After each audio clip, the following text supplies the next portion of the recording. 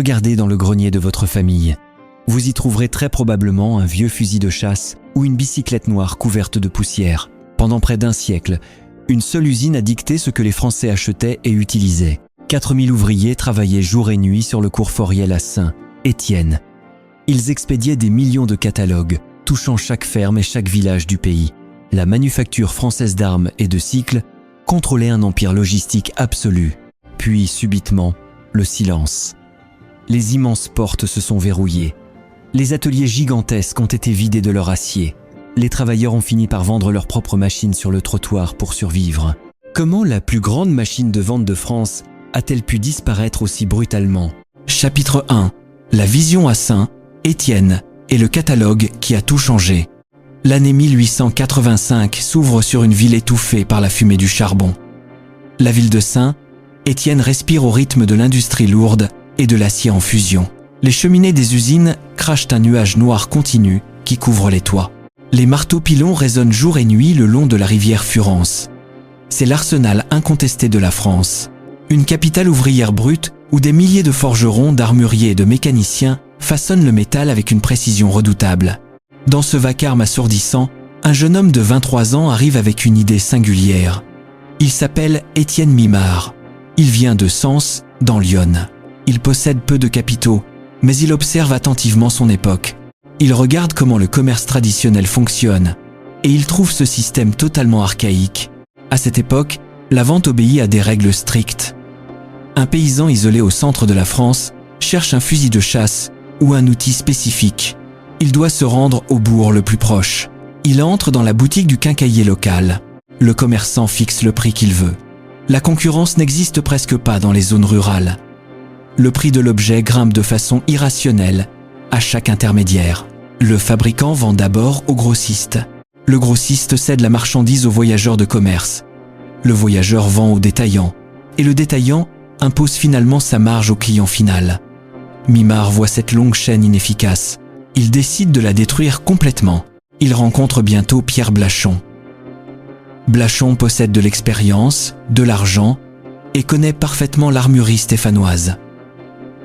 Les deux hommes partagent la même ambition. Ils s'associent rapidement. Le 10 novembre 1885, ils rachètent une petite entreprise d'armurerie locale nommée la maison Martinier-Collin. Ils la rebaptisent immédiatement Manufacture française d'armes et de tir. La future Manu France vient de naître officiellement. L'atelier initial reste très modeste. Ils engagent quelques ouvriers qualifiés locaux pour commencer la production. Mais Mimard refuse de se limiter à la simple fabrication de fusils. Il veut bouleverser la façon de les vendre. Mimard s'enferme seul dans son bureau pendant de longues semaines. Il rédige des descriptions techniques précises. Il dessine les armes sous plusieurs angles. Il liste des prix fixes. Il prépare une véritable révolution de papier. Il conçoit le tout premier catalogue de vente par correspondance en France. Il l'appelle le tarif album. L'idée fondatrice reste simple et brutale. Il s'agit de supprimer tous les intermédiaires commerciaux. Il faut mettre le produit directement sous les yeux de l'acheteur final, avec un tarif clair, affiché et non négociable. L'impression de ce premier tarif album coûte extrêmement cher. L'investissement représente un risque mortel pour la jeune société. Le document compte quelques dizaines de pages imprimées. Il présente en détail les fusils fabriqués dans leur propre atelier. Mimard supervise chaque ligne de texte et chaque illustration. Il refuse catégoriquement les descriptions vagues ou trompeuses. Il exige une rigueur technique absolue. Il veut que le paysan ou le bourgeois lise le catalogue et comprenne exactement la mécanique qu'il achète. La machine de l'imprimerie se met en marche. Les ouvriers livrent les premières caisses de catalogue. Le véritable défi commence. Il faut distribuer ces livres. Mimard cible stratégiquement la France rurale. Une France immense, souvent isolée par la géographie, loin des grandes villes et des grands magasins parisiens. Il utilise massivement le réseau postal français naissant. Les trains à vapeur emportent de lourds colis depuis la gare de Saint-Étienne vers toutes les provinces. Les facteurs à vélo ou à pied prennent le relais. Ils parcourent des kilomètres de chemins de terre boueux. Ils déposent ce petit livre inattendu dans les fermes du Massif central, dans les villages reculés de Bretagne, dans les chalets isolés des Alpes. L'impact frappe immédiatement. Le paysan ouvre le catalogue le soir, près du feu de cheminée. Il tourne les pages avec curiosité. Il regarde des illustrations détaillées de fusils de chasse, de revolvers et d'accessoires.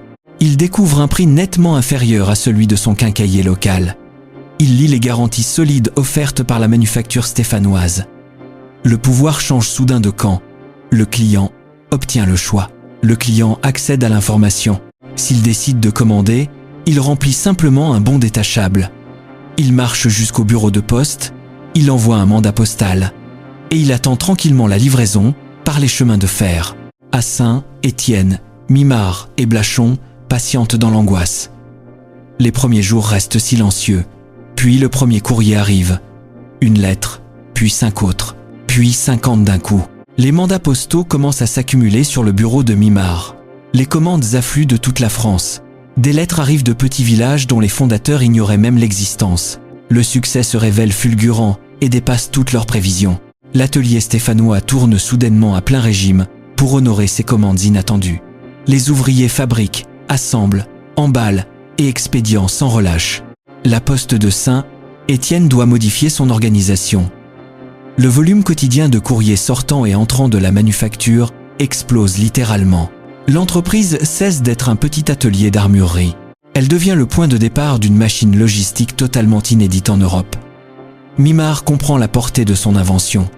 Le catalogue n'agit pas seulement comme un simple outil de vente, il devient un lien direct, presque intime, entre l'usine et le consommateur final. Une vitrine de papier qui pénètre au cœur des foyers français. Chaque année suivante, le catalogue s'épaissit. Il passe rapidement de quelques dizaines à plusieurs centaines de pages. Mimard ajoute constamment de nouveaux produits pour satisfaire la demande.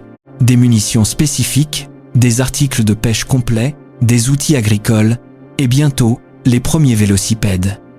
Mimard impose une règle industrielle stricte. La manufacture doit fabriquer elle-même ou contrôler rigoureusement tout ce qu'elle vend dans ses pages. Il veut garantir une qualité irréprochable pour maintenir la confiance de ses milliers de clients lointains. La ville de Saint, Étienne offre justement la main-d'œuvre parfaite pour soutenir cette ambition démesurée.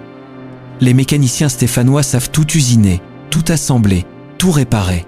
L'audace tactique de Mimard bouleverse la géographie du commerce français. Les détaillants locaux crient au scandale face à cette méthode agressive. Ils accusent ouvertement la manufacture de concurrence déloyale. Ils tentent d'organiser des boycotts régionaux contre les produits stéphanois. Mais le mouvement s'avère impossible à stopper.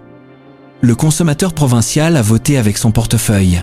Le tarif album devient une véritable institution nationale. Les familles l'attendent chaque année comme un événement majeur. Les gens le gardent précieusement. Ils le consultent le soir. Le catalogue s'installe définitivement sur les tables des fermes à côté des livres religieux ou de l'almanach annuel. La fin de ce 19e siècle voit l'entreprise grandir à une vitesse vertigineuse qui surprend les autorités locales. Mimard et Blachon réinvestissent massivement leurs premiers profits. Ils achètent de vastes terrains vierges sur le cours Foriel, une grande avenue de Saint, Étienne. Ils préparent les plans pour la construction d'une usine gigantesque. Une usine conçue non seulement pour forger le métal et produire des armes, mais surtout pour traiter efficacement des millions de commandes postales par an. Ils inventent une industrie totalement nouvelle.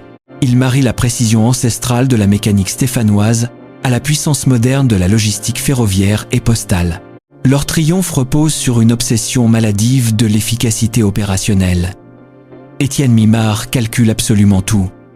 Il chronomètre les tâches. Il rationalise les zones d'expédition. Il standardise les pièces mécaniques pour réduire les coûts. Il applique des méthodes industrielles rigoureuses bien avant l'arrivée du taylorisme en France. Il bâtit son empire sur un postulat simple. Il promet un produit fiable, un prix juste et une livraison ponctuelle. Cette promesse, imprimée noir sur blanc dès la première page du catalogue, forge une loyauté indéfectible chez des millions de clients fidèles. Le pari audacieux de 1885 a pleinement réussi.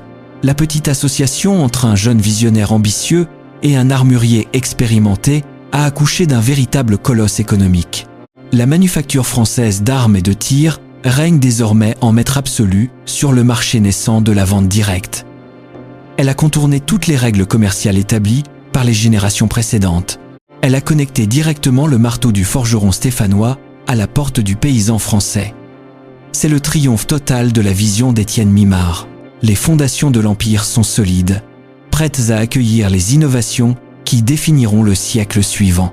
Chapitre 2. Les vélos hirondelles, les fusils robustes et l'âge d'or. L'aube du XXe siècle se lève sur le cours Foriel. Le petit atelier des débuts n'existe plus. À sa place, se dresse une forteresse industrielle imposante. Les murs de briques rouges s'étirent sur des centaines de mètres. Mimard et Blachon ont construit une ville dans la ville. Chaque matin, le hurlement de la sirène déchire l'air froid de Saint-Étienne. Des milliers d'ouvriers franchissent les immenses portes en fer forgé. Ils entrent dans le ventre d'une machine parfaitement réglée. La manufacture française d'armes et de cycles ne se contente plus de vendre. Elle fabrique tout, contrôle tout, domine tout. Le fracas de la production remplit l'espace.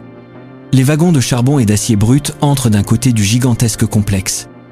Les manœuvres déchargent le métal lourd à la force des bras. Les hauts fourneaux chauffent à blanc. Les forgerons frappent l'acier, rougissant sous le rythme implacable des marteaux pilons. Les étincelles volent dans la pénombre des ateliers de métallurgie. Dans d'autres immenses salles, les postiers chargent les dizaines de milliers de colis, finis dans les trains spéciaux en partance pour toute la France. Entre ces deux extrémités, une armée d'artisans, de tourneurs, de fraiseurs et de monteurs transforme la matière brute en objet de haute précision. Mimard refuse obstinément de dépendre des fournisseurs extérieurs. Il intègre chaque étape de la production sous son propre toit pour maîtriser les coûts et la qualité. Dans cette frénésie de production continue, un objet s'impose rapidement dans les foyers ruraux. Le fusil de chasse robuste. Les ingénieurs de la manufacture le conçoivent avec une idée simple et intransigeante. L'arme doit tirer droit, elle doit résister aux pires conditions climatiques et elle ne doit absolument jamais s'enrayer. Les armuriers stéphanois usinent les canons jumelés avec un soin maniaque. Ils ajustent les bascules. Ils testent chaque percuteur des dizaines de fois. Ils polissent les crosses en bois de noyer sélectionnés. Le robuste porte parfaitement son nom. Il devient l'outil de survie et de loisir indispensable dans les campagnes. Le paysan l'emporte dans les champs au petit matin pour protéger ses récoltes des nuisibles. Le chasseur le porte fièrement sur l'épaule dans les forêts humides d'automne. Le fusil se transmet physiquement de père en fils, comme un héritage inaltérable. La mécanique interne brille par sa simplicité rustique et sa fiabilité absolue. La manufacture en produit et en vend des centaines de milliers d'exemplaires.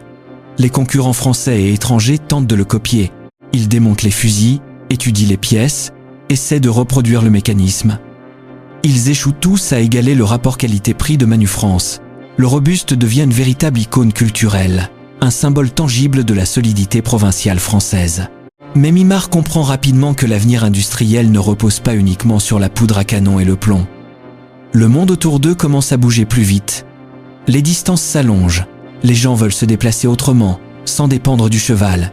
La manufacture s'attaque alors frontalement à un nouveau marché en pleine explosion. Le vélocipède. Les ingénieurs dessinent une bicyclette qui se veut à la fois élégante, légère et incroyablement solide. Ils la baptisent l'hirondelle. Ce nom promet la liberté de mouvement, la vitesse pure et la grâce. La production de masse commence dans de nouveaux ateliers immenses, dédiés exclusivement au cycle.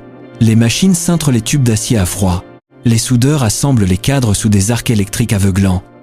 Les peintres plongent les pièces dans des bains d'émail noir brillant, puis les font cuire dans de grands fours. Les monteurs ajustent les centaines de rayons des roues, tendent les chaînes de transmission et fixent les épaisses selles en cuir. L'hirondelle sort des usines par milliers et envahit les routes de France. Elle transforme radicalement la vie quotidienne. L'ouvrier l'utilise pour se rendre à l'usine avant le lever du soleil. Le facteur l'enfourche pour distribuer le lourd courrier postal beaucoup plus loin et plus vite dans la campagne. Le médecin de campagne pédale vigoureusement sur les chemins de terre cabossés pour visiter ses patients isolés. Le vélo brise l'isolement séculaire des villages. Il raccourcit considérablement les distances.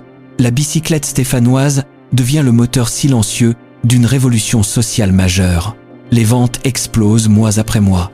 Les pages du tarif album consacrent logiquement de plus en plus de place au cycle et à leurs innombrables accessoires de réparation. La consécration suprême arrive directement de la capitale.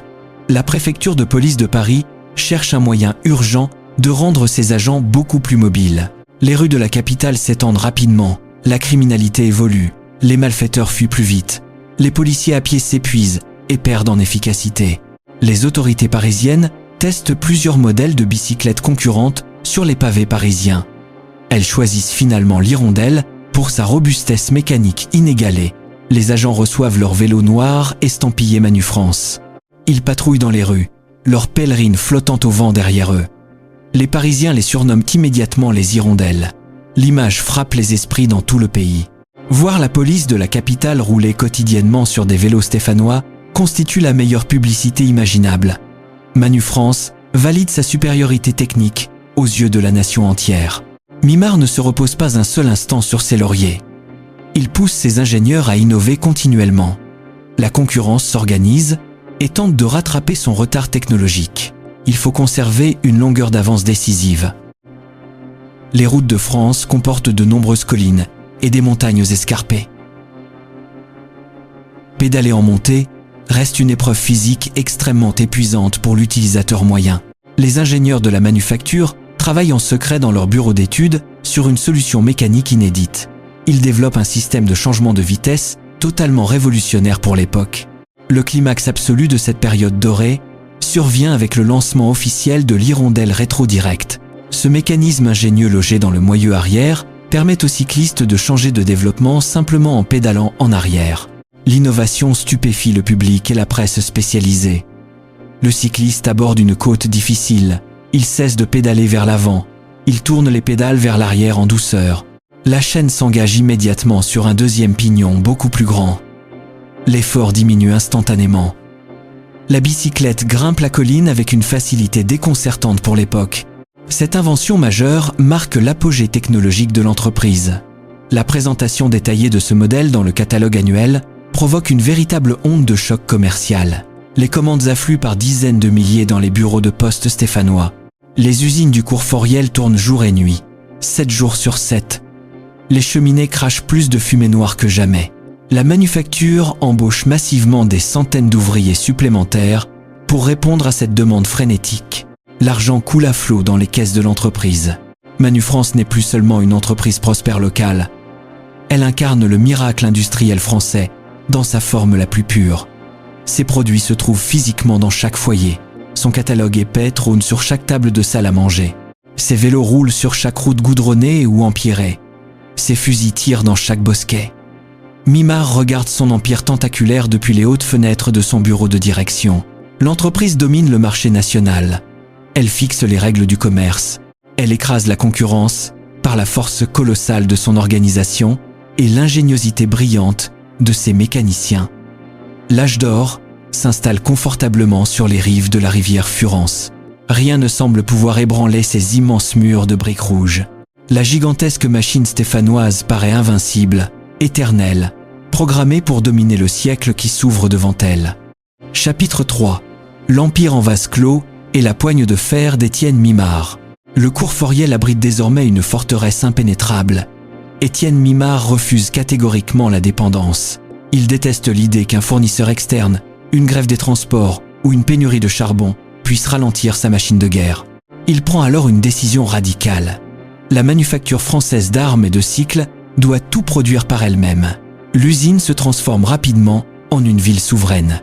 Elle dresse ses hauts murs de briques face au reste de Saint, Étienne, et s'isole dans son propre fonctionnement. Manu France construit sa propre centrale électrique. Les immenses chaudières engloutissent des tonnes de charbon jour et nuit. Elles crachent une vapeur brûlante qui fait tourner de puissantes génératrices. L'entreprise produit sa propre énergie pour alimenter des milliers de machines-outils. Si le réseau électrique de la ville tombe en panne, Manu France continue de rugir, illuminé dans la nuit comme un phare industriel invincible. Mimar applique cette obsession de l'autonomie absolue à chaque strate de la production. Le fameux catalogue, le tarif album, exige des centaines de tonnes de papier et une impression d'une précision chirurgicale. Mimar refuse de confier ce trésor aux imprimeurs parisiens. Il fait installer une imprimerie gigantesque au cœur même de son usine. Les rotatives massives tournent à un rythme frénétique. L'odeur de l'encre fraîche et de l'huile de machine imprègne l'air.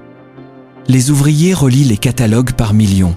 L'Empire fabrique absolument tout, jusqu'aux emballages. Des menuisiers clouent les caisses en bois massif pour expédier les fusils. Des couturières cousent frénétiquement les toiles des sacs postaux. Rien ne sort de l'usine qui ne soit pensé, fondu, usiné, imprimé et emballé par les employés de Manu France. Au centre de ce labyrinthe mécanique, un homme observe tout. Étienne Mimard dirige son entreprise comme un général commande une armée en première ligne. Il arpente les vastes ateliers avec un regard perçant. Il instaure une discipline de fer, stricte, implacable.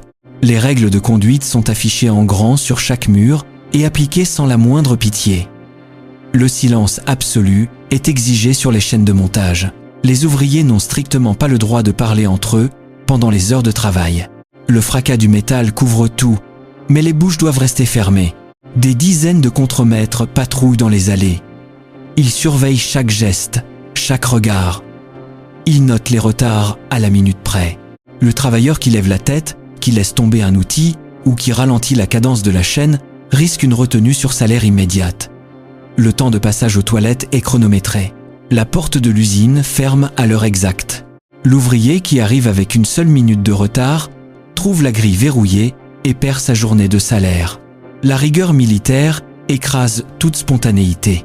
Mimard pratique un paternalisme industriel total et étouffant. Il offre des avantages sociaux très rares pour cette époque brutale. Il crée de sa propre initiative une caisse de secours mutuelle. Il verse des allocations familiales à ses employés bien avant que l'État français ne l'impose par la loi. Il ouvre des dispensaires médicaux gratuits au sein même de l'usine. Il finance des logements confortables pour ses cadres dirigeants. Mais cette protection sociale massive possède un prix terrible. L'obéissance inconditionnelle. Le patron pense à la place de l'employé. Le patron sait ce qui est bon pour la famille de l'employé. La manufacture engloutit la vie privée. Mimard exige une loyauté absolue, corporelle et intellectuelle. Il considère toute critique de son organisation comme une trahison personnelle impardonnable. Les années passent à ce rythme effréné. Les ateliers s'agrandissent encore. Les effectifs gonflent massivement. Manufrance emploie bientôt 4000 personnes sur un seul site. La pression sur la productivité devient écrasante. Les ingénieurs chronomètrent chaque opération manuelle. Ils traquent les secondes perdues. Ils augmentent sans cesse les cadences de production pour répondre aux commandes inépuisables générées par le catalogue. Les hommes et les femmes deviennent les simples rouages organiques d'une mécanique impitoyable. Pourtant, cette paix armée ne peut pas durer éternellement. La colère gronde sourdement sous les immenses toits de tôle ondulés. Les salaires de base stagnent terriblement, tandis que les profits de l'entreprise crèvent les plafonds. Les conditions de travail épuisent les corps prématurément. L'air des ateliers de polissage sature les poumons d'une fine poussière métallique mortelle. La discipline carcérale étouffe les esprits. Les ouvriers de Saint-Étienne possèdent un sang chaud et une très longue tradition de lutte sociale. Ils ne sont pas dociles. Ils observent l'intransigeance glaciale de leur patron. Ils commencent à se parler clandestinement, hors des murs, à la sortie des portes. Le point de rupture approche inéluctablement. Au tournant du siècle, les premières fissures lézardent la façade parfaite de la manufacture. Le mécontentement sourd se transforme soudainement en action directe. Le murmure apeuré devient un cri de révolte. Un matin d'hiver, les courroies de transmission s'arrêtent. Les marteaux-pilons se figent en l'air. Le silence humain remplace soudain le fracas mécanique. C'est un événement totalement impensable pour Étienne Mimard. Les ouvriers croisent les bras simultanément. Ils quittent massivement leurs établis. Ils refusent catégoriquement de reprendre les outils. Ils se rassemblent par milliers dans la grande cour intérieure de l'usine de briques.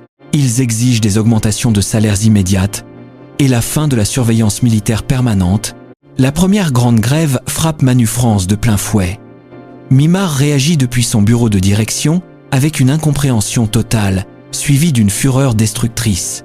Il perçoit ce mouvement collectif comme la pire des insultes à sa générosité paternelle. Il refuse absolument de recevoir les délégués syndicaux. Il menace de renvoyer tous les meneurs sur le champ. Il fait immédiatement appel aux forces de l'ordre pour protéger son outil de production. Les lourdes grilles de la manufacture se ferment. La police prend position. La tension monte brusquement dans le quartier. Les affrontements verbaux violents éclatent à travers les barreaux entre les grévistes et la direction barricadée. La presse locale s'empare rapidement de l'affaire. L'image dorée de la grande famille Manufrance unie et heureuse vole en éclats devant l'opinion publique. Le conflit s'éternise pendant des jours. Les lettres de commande s'accumulent par dizaines de milliers dans les sacs de la poste. Les expéditions de vélos et de fusils s'arrêtent net. La parfaite machine logistique, fierté absolue de l'Empire, se paralyse totalement. L'argent cesse de rentrer. Mimard réalise avec effroi que sa forteresse isolée possède une faille béante. Son indépendance matérielle totale ne le protège pas de la colère de ses propres hommes. Acculé par les pertes financières, il finit par céder sur quelques centimes d'augmentation pour relancer l'usine. Les ouvriers retournent à leur poste avec un goût amer. Les courroies reprennent leur course. Mais le mal profond est fait. La relation de soumission absolue entre le patron et ses employés a disparu dans les fumées de la grève. Le conflit a révélé la grande fragilité cachée de ce modèle autoritaire étouffant. L'empire de briques rouges reste debout, impressionnant et riche, mais il abrite désormais un poison lent, une méfiance mutuelle incurable. Étienne Mimard vieillit. Il s'enferme de plus en plus dans ses certitudes passées. Il refuse obstinément d'écouter les avertissements. Il ne prépare aucun successeur capable d'affronter le siècle nouveau. La gigantesque forteresse du cours Foriel continue de tourner à plein régime, aveuglé par son propre mythe, ignorant totalement que les graines de sa future destruction viennent de germer dans la rancœur silencieuse de ses propres ateliers. Chapitre 4. Les graines de la stagnation. L'année 1944 marque une rupture brutale dans l'histoire de l'empire industriel. Étienne Mimard s'éteint. Le fondateur autoritaire laisse derrière lui une entreprise sans précédent, mais aussi un vide décisionnel absolu. Ses obsèques figent la ville de Saint-Étienne. Des milliers d'ouvriers regardent le cortège funèbre passer en silence. Le grand patron n'a formé aucun véritable successeur visionnaire capable de reprendre le flambeau. Il a seulement dressé des cadres exécutants dociles, terrorisés par son autorité passée. Son testament complique encore plus la situation juridique. Il lègue une grande partie de ses actions à la municipalité de Saint-Étienne. Cette décision introduit la politique locale directement dans le conseil d'administration. La manufacture française d'armes et de cycles perd son seul maître à bord. Au lendemain de la Seconde Guerre mondiale, l'illusion du succès continue aveugle totalement les nouveaux dirigeants. La France détruite doit se reconstruire entièrement. Les consommateurs manquent cruellement de tout. Manu France relance ses immenses machines sur le cours Foriel. Les forgerons emboutissent de nouveau l'acier incandescent. Les commandes postales affluent exactement comme avant la guerre. Les directeurs, des hommes vieillissants formés à l'école rigide de Mimard, regardent les chiffres de vente gonfler avec une immense satisfaction. Ils pensent naïvement que la formule magique du catalogue fonctionnera pour l'éternité. Ils décident de ne strictement rien changer à l'organisation. Ils reproduisent mécaniquement les gestes du fondateur, mais ils oublient totalement son audace et son esprit de rupture initiale. Pendant ce temps, la France se transforme à une vitesse foudroyante. Les décennies de croissance bouleversent le paysage économique et social du pays tout entier. Les grandes villes s'étendent rapidement. Les routes nationales s'améliorent considérablement. Surtout, l'automobile se démocratise massivement. Le paysan ne reste plus prisonnier de sa ferme isolée. Il possède maintenant une voiture solide. Il peut conduire facilement jusqu'à la grande agglomération voisine en moins d'1 heure. L'isolement géographique profond, qui constituait la raison d'être historique du catalogue de vente par correspondance, disparaît presque totalement. Mais depuis leur luxueux bureau feutré de Saint-Étienne, les directeurs de Manu France refusent catégoriquement de voir cette nouvelle réalité sociale. Un tremblement de terre commercial se prépare loin des murs de briques du cours Foriel. Dès la fin des années 50, de jeunes entrepreneurs bousculent le marché. Édouard Leclerc ouvre ses premiers magasins à prix cassé dans de simples hangars. Il déclare une guerre sans merci aux marges bénéficiaires élevées. Puis, en 1963, un événement majeur se produit à Sainte-Geneviève-des-Bois. L'entreprise Carrefour inaugure le tout premier hypermarché de France.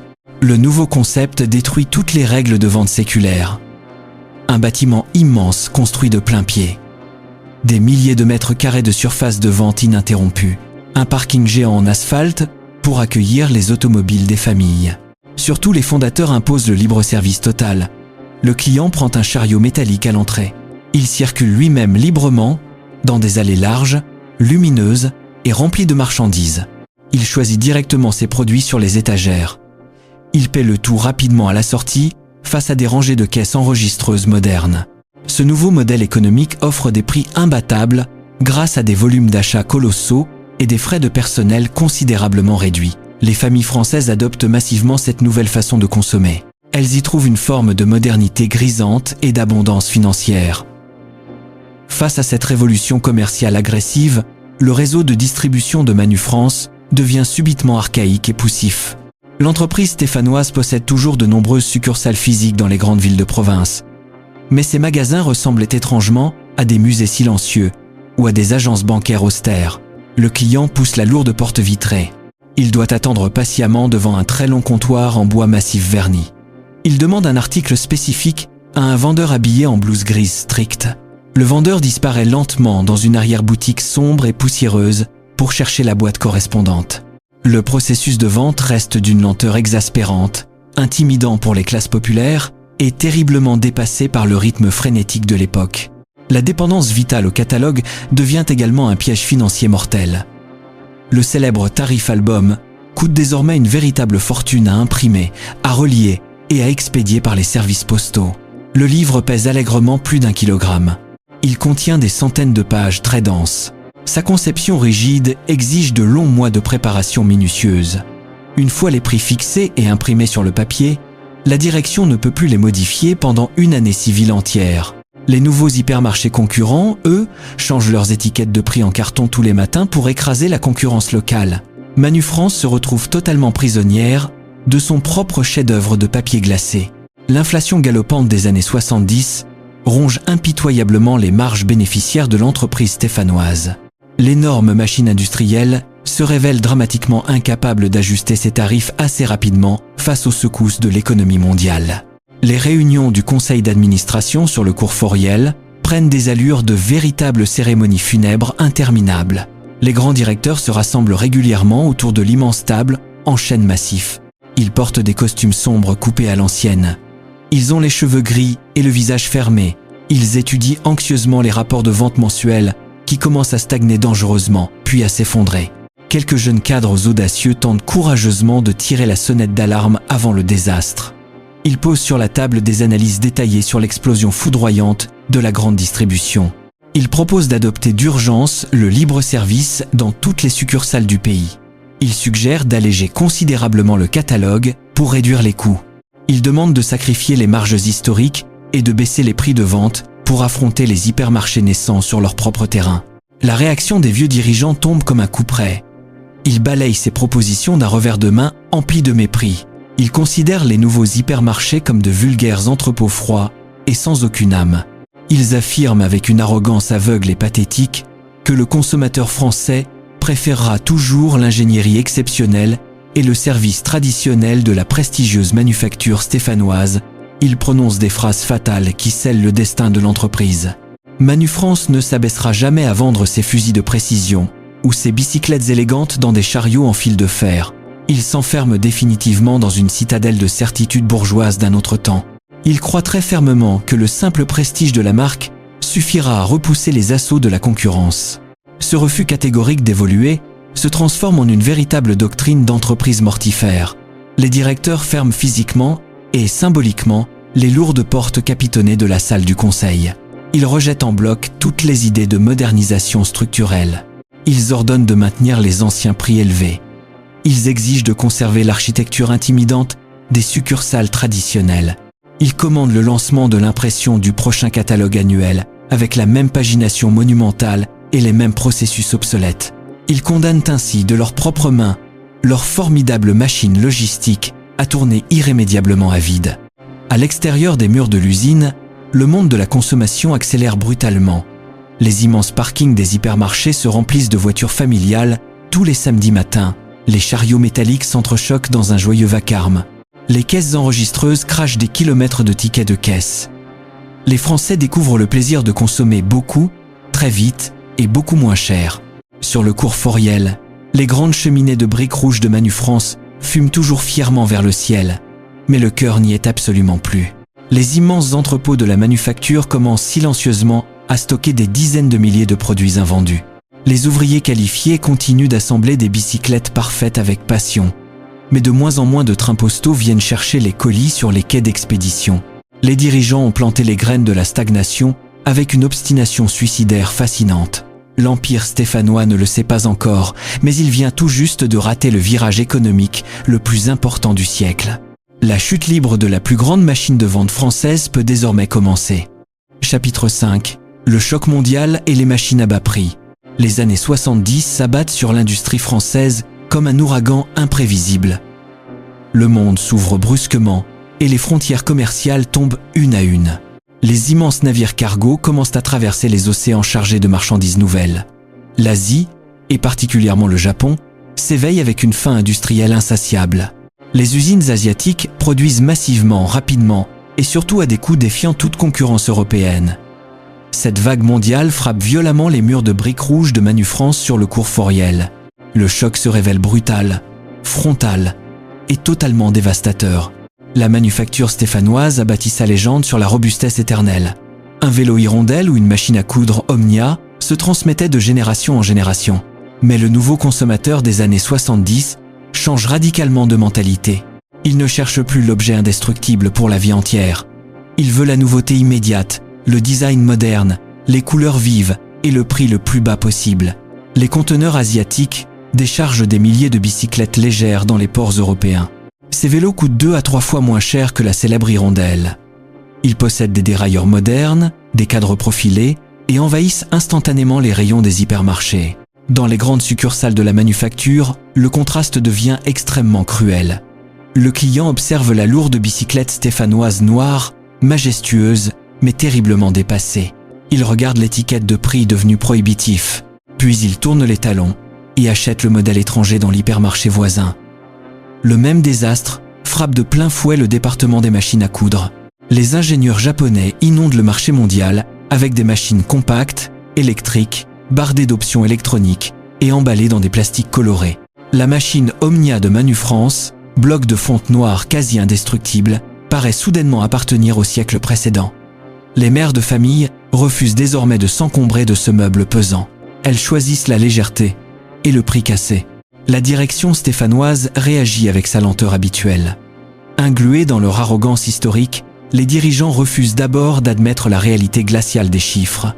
Ils accusent la concurrence étrangère de produire de la mauvaise qualité. Ils pensent naïvement que les clients reviendront rapidement vers les produits robustes de la manufacture. Les forgerons continuent de marteler l'acier. Les tourneurs usinent les pièces mécaniques avec la même précision obsessionnelle. Les ouvrières emballent les produits finis dans des caisses en bois massif. Mais les trains postaux ne partent plus. Les commandes du grand catalogue chutent drastiquement de mois en mois.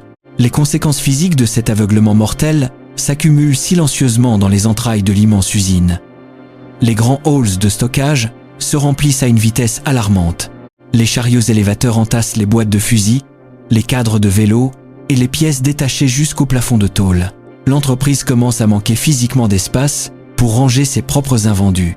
L'argent cesse d'alimenter les caisses, mais la manufacture doit continuer à payer les salaires de ses 4000 employés, l'achat quotidien des matières premières et l'entretien ruineux de ses bâtiments vieillissants.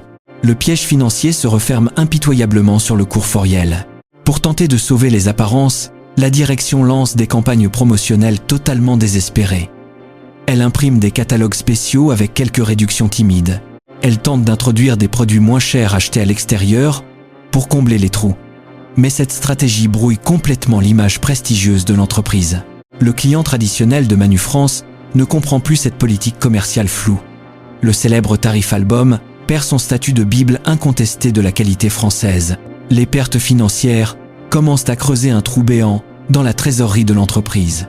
Les banques, autrefois si promptes à prêter des millions à l'empire stéphanois, commencent à regarder les bilans comptables avec une très grande nervosité. Dans les ateliers de métallurgie, l'angoisse remplace progressivement la discipline militaire.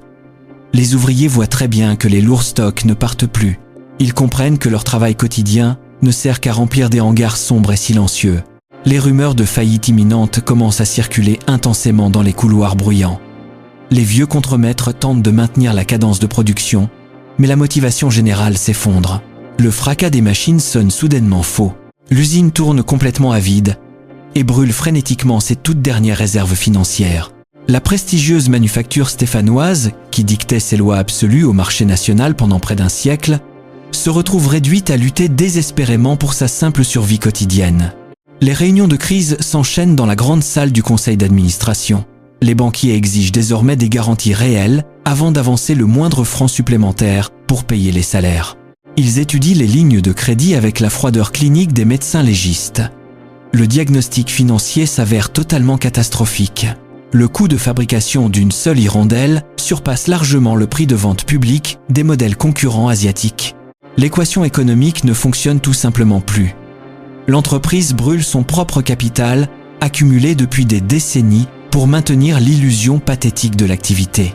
Les directeurs, totalement dépassés par l'ampleur du désastre industriel, engagent des cabinets d'audit parisiens. Ces experts en costume gris arpentent les ateliers couverts de graisse. Ils notent scrupuleusement l'obsolescence dramatique des machines-outils. Ils pointent du doigt la rigidité extrême de l'organisation hiérarchique stéphanoise. Leurs rapports finaux recommandent des coupes claires, brutales, immédiates. Il faut amputer la machine pour espérer sauver le cœur. Mais l'entreprise stéphanoise possède une inertie monstrueuse. Les cadres intermédiaires bloquent les réformes par peur viscérale de perdre leurs petits privilèges locaux.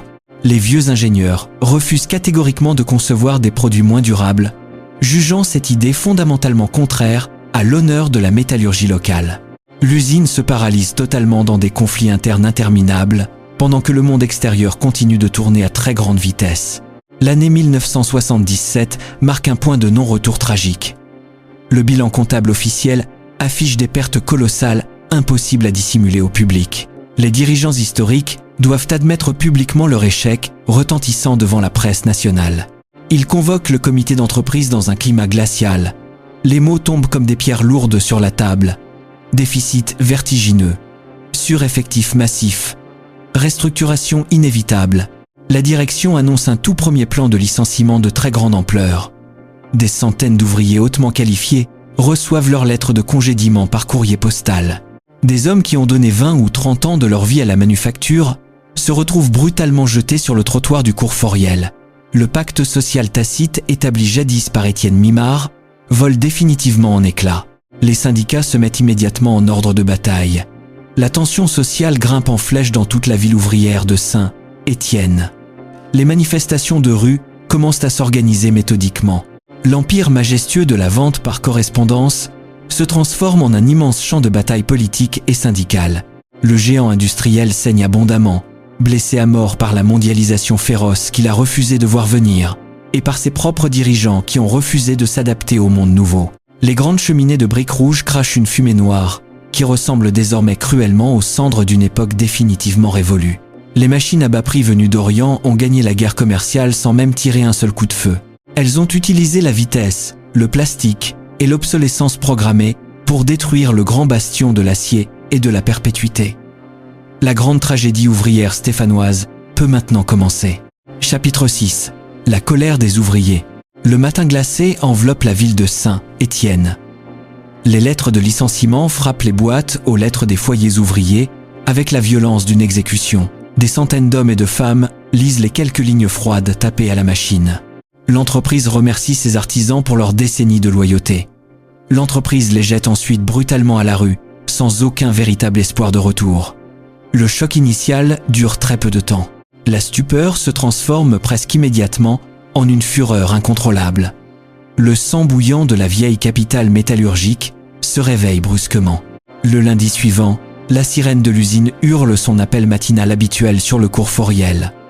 Les ouvriers franchissent les immenses grilles en fer forgé, mais cette fois, ils refusent catégoriquement de rejoindre leur poste de travail. Les tourneurs n'allument pas leurs machines. Les forgerons laissent les hauts fourneaux s'éteindre complètement. Les emballeuses croisent les bras devant les caisses vides. Une vague humaine irrésistible submerge les ateliers silencieux.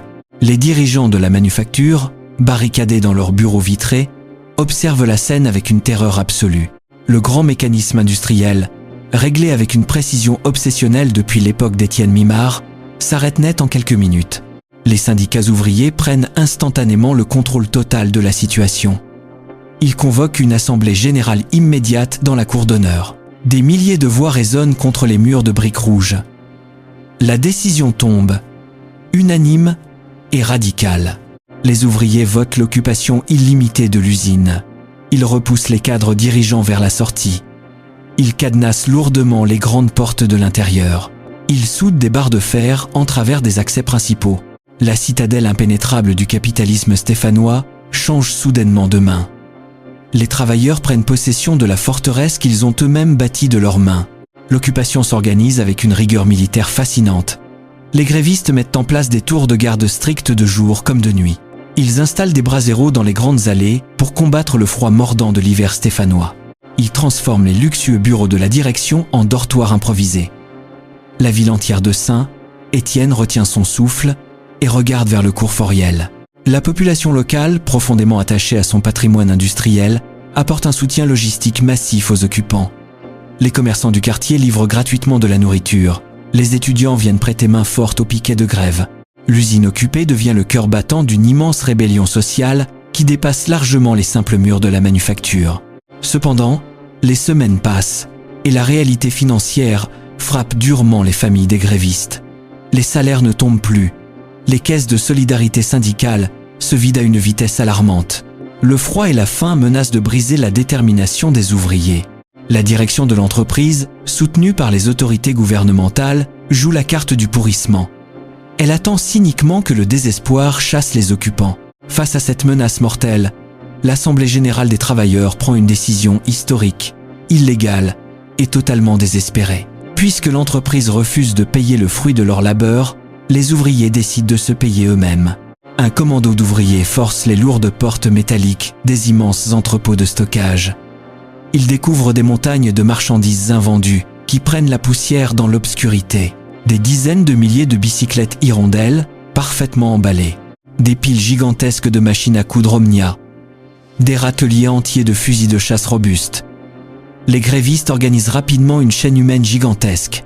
Ils sortent les caisses une par une à la force de leurs bras. Ils franchissent les grilles de l'usine et envahissent le trottoir du cours Foriel. Ils installent des dizaines de tréteaux en bois directement sur la voie publique. Ils déballent la marchandise sous le regard médusé des policiers qui n'osent pas intervenir face à la foule immense. La vente sauvage commence. Les ouvriers fixent des prix cassés, calculés au plus juste pour garantir leur propre survie.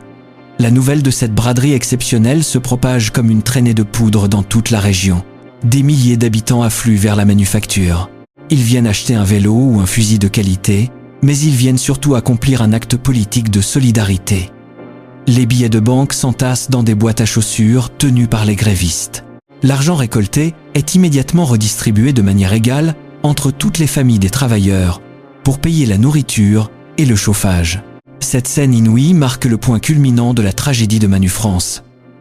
Le contraste visuel frappe les esprits avec une violence inouïe. D'un côté, les imposants bâtiments de briques rouges qui incarnent la toute-puissance passée de l'Empire. De l'autre, ces hommes et ces femmes fiers, réduits à vendre le joyau de l'industrie française à la sauvette sur un bout de trottoir gelé. La prestigieuse manufacture stéphanoise, celle qui expédiait jadis des millions de catalogues luxueux dans le monde entier, finit sa vie commerciale comme un simple marché aux puces improvisées. Les ouvriers stéphanois démontrent une dignité absolue dans leur lutte pour la survie. Ils nettoient chaque bicyclette avant de la remettre aux clients. Ils expliquent avec passion le fonctionnement mécanique de chaque fusil vendu sur le trottoir. Ils prouvent au monde entier qu'ils possèdent toujours le savoir-faire exceptionnel qui a fait la gloire de la marque. Mais au fond d'eux-mêmes, un désespoir immense les ronge silencieusement. Ils savent parfaitement que cette vente sauvage ne représente qu'un sursis éphémère. Vendre les stocks permet de manger aujourd'hui, mais cela ne relance pas les machines pour demain. L'occupation du cours Foriel s'étire dans le temps et se transforme en un long siège épuisant. Les visages se creusent. L'espoir initial d'une victoire rapide s'évapore progressivement dans le brouillard stéphanois. Les politiciens parisiens prononcent de grands discours vides de sens, mais n'apportent aucune véritable solution industrielle viable. Le grand capital a déjà tourné la page. Il regarde désormais vers l'Asie et ses usines rentables. Les ouvriers de Manufrance comprennent avec une amertume terrible qu'ils se battent pour sauver un monde qui a déjà cessé d'exister. Leur colère légitime, aussi explosive et magnifique soit-elle, ne suffira pas à inverser le cours implacable de l'économie mondiale. L'Empire vacille sur ses fondations ébranlées, prêt à sombrer définitivement dans le chapitre final de son agonie. Chapitre 7. La dernière vente aux enchères et l'intervention désespérée. L'hiver reculait doucement sur Saint, Étienne, mais le froid mortel persistait à l'intérieur des hauts murs du cours Foriel. La grande vente sauvage sur les trottoirs avait permis aux familles ouvrières de survivre quelques semaines de plus, mais elle n'avait en rien résolu le gouffre financier fondamental de l'entreprise. La justice commerciale s'empare alors de ce dossier brûlant. Les magistrats stéphanois épluchent les registres comptables de l'Empire dans une atmosphère extrêmement lourde. Le verdict des chiffres tombe, impitoyable et sans le moindre appel. Le déficit se chiffre en centaines de millions de francs. L'entreprise est techniquement morte. Mais les ouvriers refusent catégoriquement de laisser périr leur outil de travail sans jeter leur toute dernière force dans la bataille. Ils imaginent une solution politique et sociale totalement radicale. Puisque les vieux patrons ont failli, les travailleurs dirigeront l'immense usine eux-mêmes. Ils créent dans l'urgence absolue une société coopérative ouvrière de production, la fameuse ESCOP. Les ouvriers investissent volontairement leur maigre indemnité de chômage pour racheter une partie des actifs à la barre du tribunal.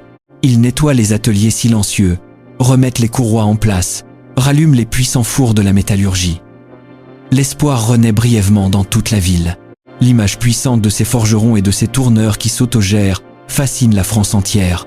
Les médias nationaux débarquent en masse à Saint-Étienne pour filmer ce miracle social inespéré. La classe politique défile devant les grandes grilles de briques rouges. Les ministres du gouvernement prononcent de grands discours passionnés devant les caméras de télévision. Les élus locaux promettent des subventions massives pour sauver le joyau industriel. Tout le monde jure publiquement de sauver le soldat Manu France. C'est une grande pièce de théâtre tragique qui se joue cyniquement sur le dos des travailleurs épuisés. Car derrière les discours enflammés des politiciens, la réalité économique reste implacable, froide et destructrice. La jeune coopérative ouvrière hérite d'une structure industrielle totalement obsolète et d'une montagne de dettes qu'elle ne peut techniquement jamais rembourser. Les banques privées ferment immédiatement et définitivement le robinet du crédit. Elles refusent catégoriquement de prêter le moindre franc supplémentaire à ce projet autogéré qu'elles jugent beaucoup trop incertain et dangereux. Sans argent frais pour acheter l'acier brut ou le bois de noyer de qualité, la production ralentit brutalement puis s'étouffe. L'État français, malgré toutes ses nobles promesses télévisées, finit par se retirer discrètement du jeu financier. Le gouvernement refuse de nationaliser l'entreprise stéphanoise pour éponger les pertes colossales. L'illusion coopérative s'effondre en seulement quelques mois. Les ateliers s'arrêtent de nouveau. Les ouvriers déposent définitivement les outils, vaincus cette fois par la dureté des mathématiques et le mensonge politique. Le tribunal de commerce prononce la sentence de liquidation totale au début de l'année 1985. Cette date résonne avec une ironie historique d'une cruauté absolue. 1985.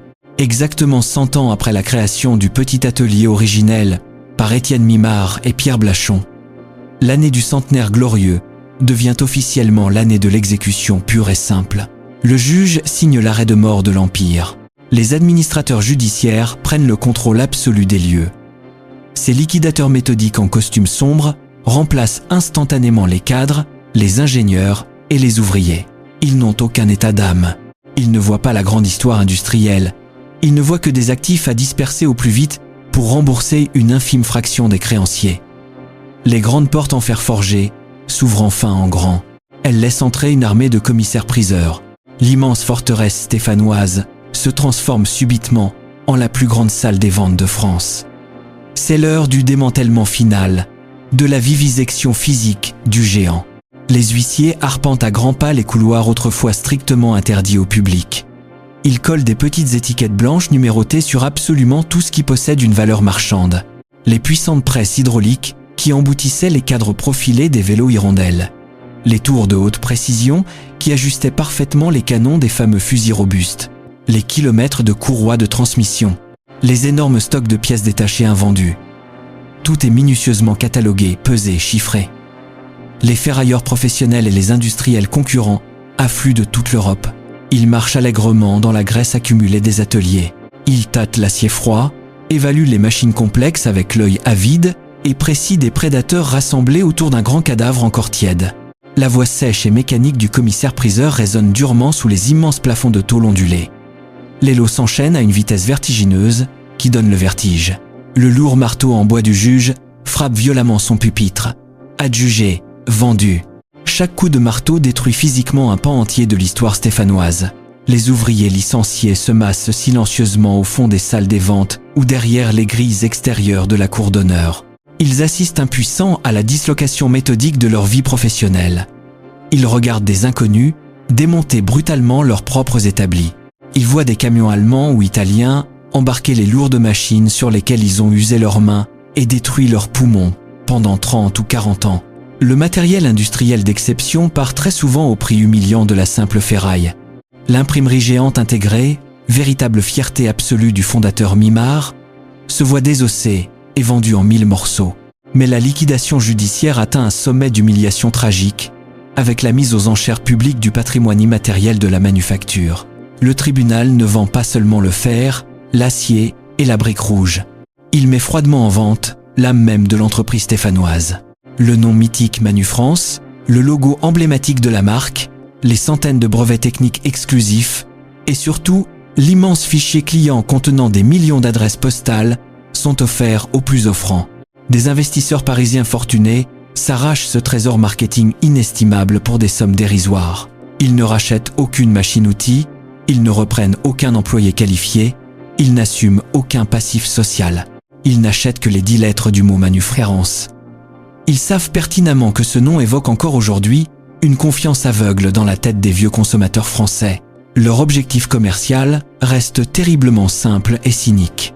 Ils prévoient d'apposer cette prestigieuse marque historique française sur des produits bas de gamme fabriqués massivement à bas coût dans des usines asiatiques lointaines. L'adjudication finale de la marque signe la mort définitive et irréversible du rêve industriel d'Étienne Mimard. Le fondateur historique exigeait une maîtrise locale absolue et totale de la fabrication pour garantir l'excellence à ses clients.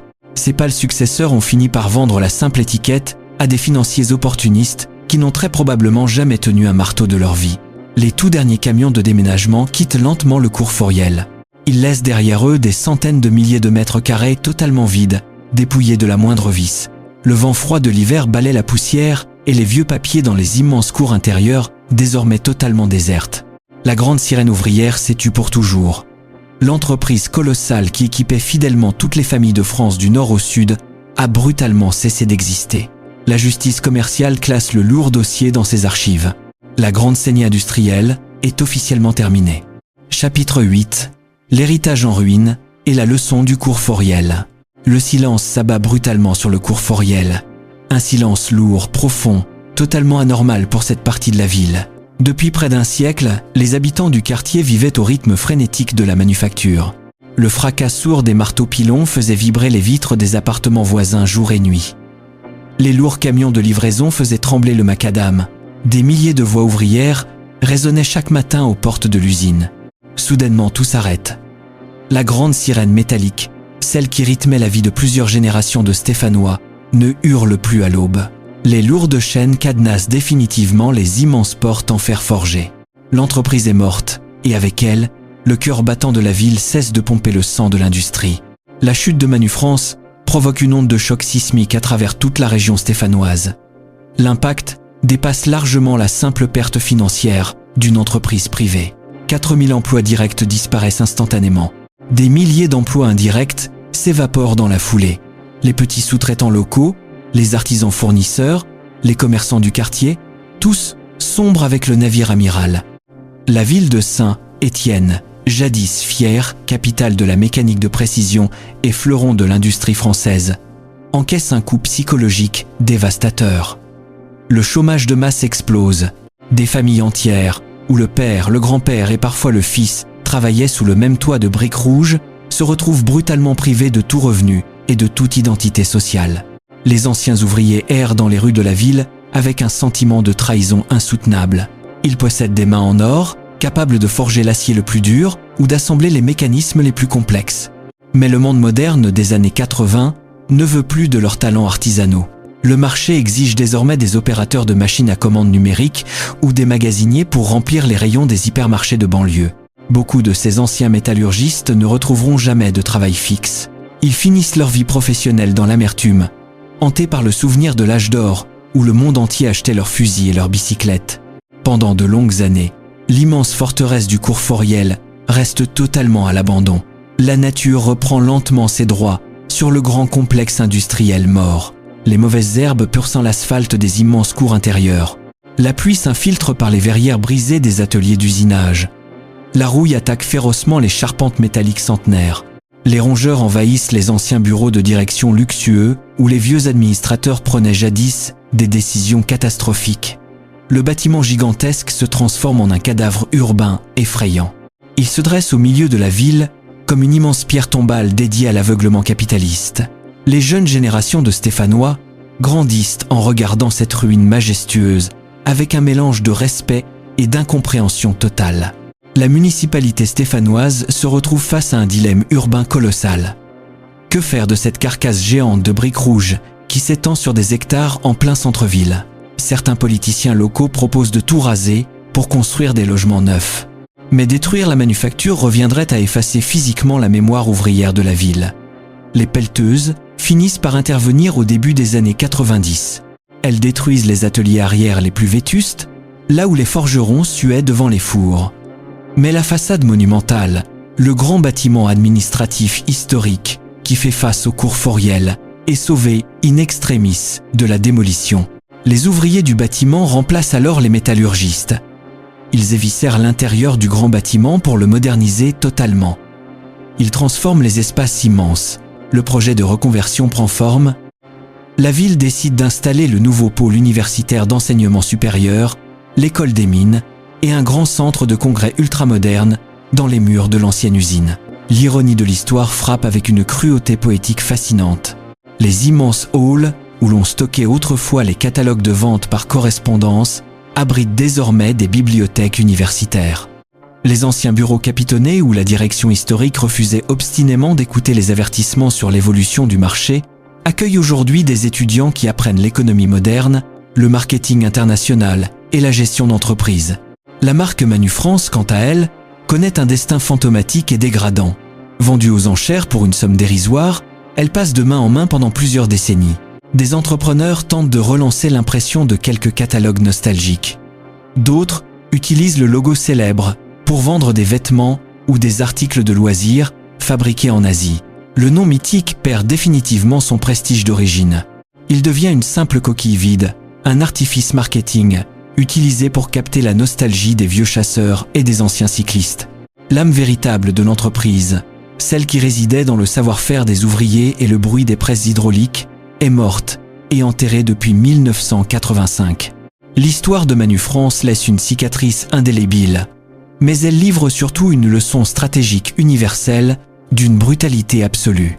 Étienne Mimard avait bâti une machine industrielle et commerciale absolument parfaite pour la fin du XIXe siècle. Il avait inventé la vente par correspondance. Il avait compris le pouvoir immense de la logistique postale avant tout le monde. Son empire possédait absolument tout pour dominer le monde économique pendant des siècles. L'outil de production parfait, la main-d'œuvre la plus qualifiée du pays, l'indépendance énergétique et surtout un fichier client qui représentait la quasi-totalité des foyers français. Mais la réussite initiale contient toujours les germes de l'arrogance. Les successeurs de Mimard ont commis le péché mortel de l'industrie. Ils ont cru que le monde extérieur s'arrêterait de tourner simplement parce que leur usine tournait bien. Ils se sont enfermés dans leur forteresse de briques rouges. Ils ont confondu le respect de la tradition avec le refus catégorique de l'innovation. Ils ont ignoré l'arrivée de la voiture individuelle. Ils ont méprisé l'invention des hypermarchés. Ils ont sous-estimé la puissance foudroyante de la concurrence asiatique. Ils pensaient que le client français achèterait éternellement des produits chers par pure fidélité à un vieux catalogue de papier. Le grand cimetière industriel est rempli d'empires qui se croyaient totalement invincibles. Manufrance prouve que la perfection technique d'un produit ne pèse strictement rien face à une évolution brutale des modes de consommation. L'entreprise stéphanoise est morte parce qu'elle a passé 20 ans à défendre son passé glorieux au lieu de préparer son avenir incertain. Aujourd'hui, les promeneurs qui marchent le long du cours Fauriel admirent encore la belle façade de briques rouges. Le bâtiment reste magnifique sous le soleil d'hiver. Mais les fenêtres ne vibrent plus, les sirènes ne sonnent plus. La manufacture rappelle silencieusement à chaque entrepreneur qui passe que le refus de s'adapter est la seule véritable maladie mortelle dans le monde des affaires. Le temps et le marché finissent toujours par broyer impitoyablement ceux qui refusent d'avancer.